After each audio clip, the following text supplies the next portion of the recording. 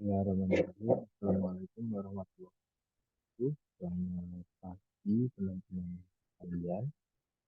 Pada kesempatan hari ini kita akan eh, belajar bersama tentang regresi linear berganda. Jadi hari ini kita akan coba running data menggunakan permodelan regresi linear berganda. Artinya permodelan ini menggunakan pemeriksaan error OLS dengan menggunakan dua variabel X dan satu variabel Y. Walaupun dalam penelitian ini variabel X yang digunakan adalah jumlah balita dan kepadatan penduduk, sedangkan variabel Y adalah jumlah orang yang menderita malnutrisi. Nah, teman-teman sekalian, jadi ini adalah satu kajian ya, yang mana kita akan mencoba mencari pengaruh antara jumlah balita dan kepadatan penduduk terhadap jumlah penduduk yang mengalami malnutrisi. Gitu ya. Akan kita selesaikan dengan menggunakan prosedur regresi linear berganda.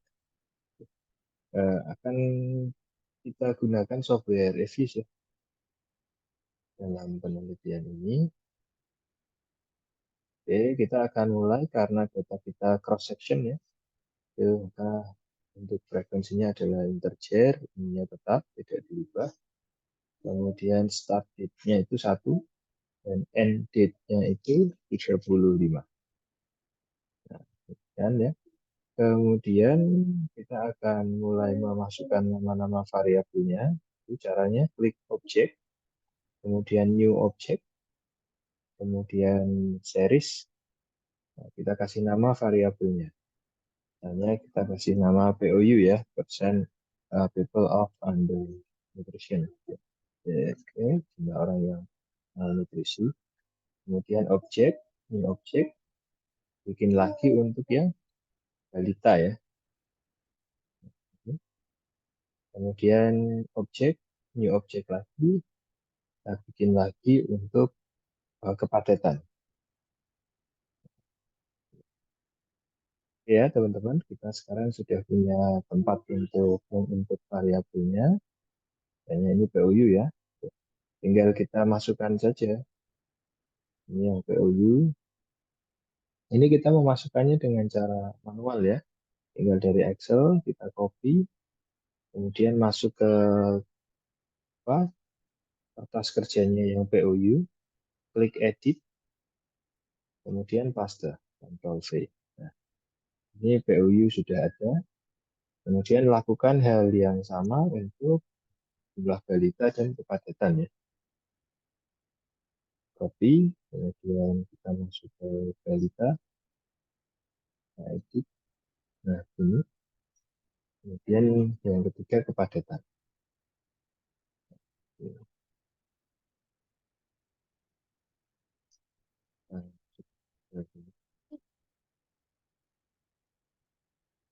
Nah, di sini kita sudah punya 3 variabel ya teman-teman ya. POU, balita, dan kepadatan. Ini bisa saya open as group ya. Nah, ini sudah ada 3 variabelnya. Nah, selanjutnya kita mulai proses running datanya ya. Jadi kita punya hipotesis yang pertama, adakah pengaruh positif ya antara jumlah balita terhadap POU. Harusnya pengaruhnya negatif ya. Jadi kalau jumlah balita nambah, POU-nya tambah. Atau mungkin kita juga bisa buat hipotesisnya dua arah dulu. Jadi adakah pengaruh antara jumlah balita terhadap POU, jumlah orang yang malnutrisi, dan apakah ada pengaruh antara kepadatan penduduk terhadap jumlah orang yang malnutrisi. Oke. Kita klik quick, kemudian estimate equation. Sini ya. Nah, silahkan kita ketik nama variabel Y-nya dulu, POU, spasi C, ya, spasi balita, spasi kepadatan. Nah, ini adalah sintaknya ya. Kemudian untuk metodenya least square ya, OLS. sampelnya tadi 35, terus kita klik OK. Nah, di sini.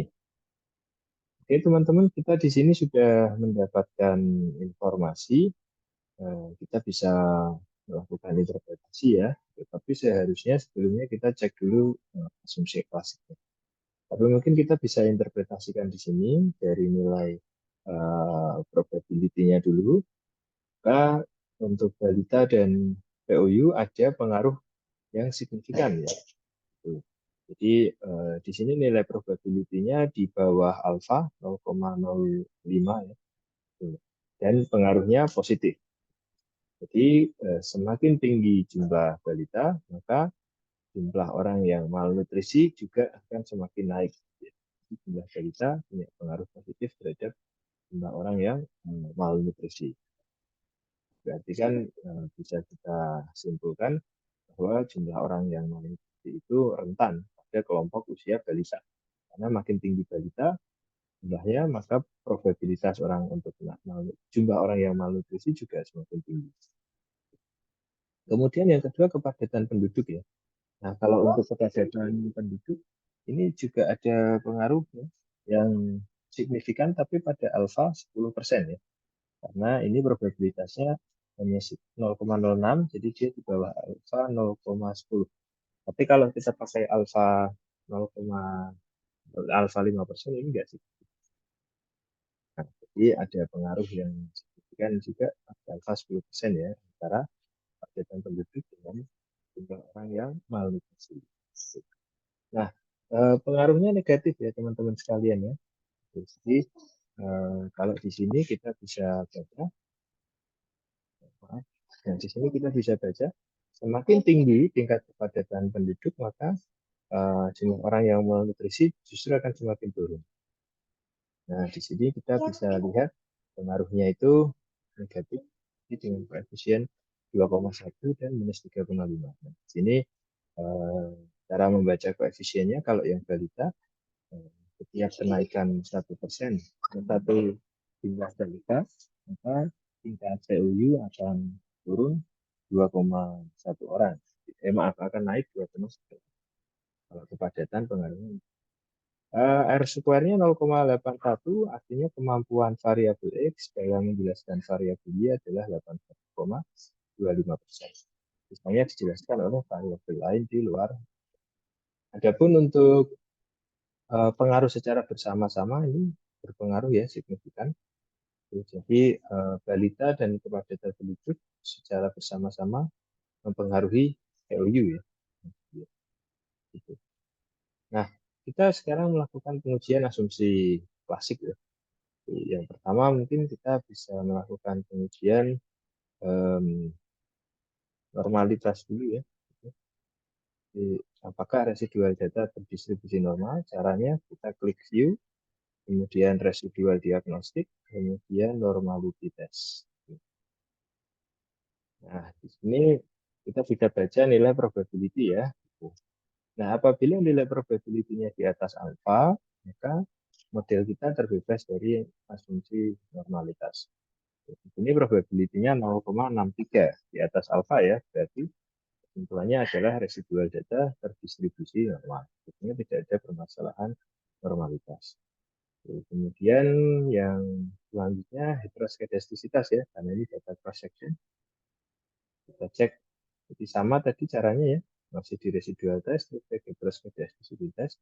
Nah, di heteroskedastisitas itu ada banyak treatment pengujian ya, karena heteroskedastisitas itu kan meregres X terhadap Y, tapi Y-nya itu berupa residual. Nah, residual itu diperlakukan bagaimana itu tergantung tesnya. Nah, mungkin kita akan bisa pakai uji Brugge-Pagan buat Frey. Kita klik OK. Nah, di sini terkena penyakit heteroskedastisitas ya, karena nilai probabilitas di bawah alfa. Jadi kalau nilai probabilitas di bawah alfa berarti terkena penyimpangan heteroskedastisitas. Kalau di atas alfa, nah, ini terkena heteroskedastisitas ya. Kalau pakai uji Brugge-Pagan, mungkin kita bisa pakai uji Harvey dulu. Nah, kalau pakai uji Harvey terbebas ya dari permasalahan heteroskedastisitas. Gitu. Jadi mungkin kita bisa memilih uji Harvey ya jika ingin menguji heteroskedastisitas. Nah, heteroskedastisitas aman selanjutnya autokorelasi ya. Cuman kalau autokorelasi itu lebih cocok untuk data time series.